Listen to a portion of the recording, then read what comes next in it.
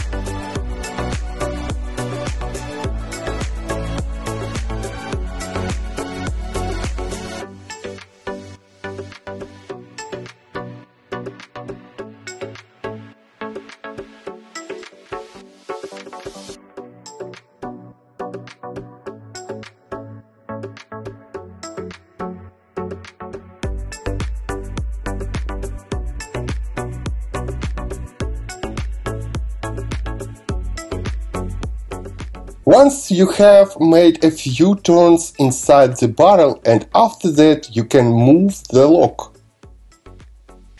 When you hit the lock, you can continue to twist the spring.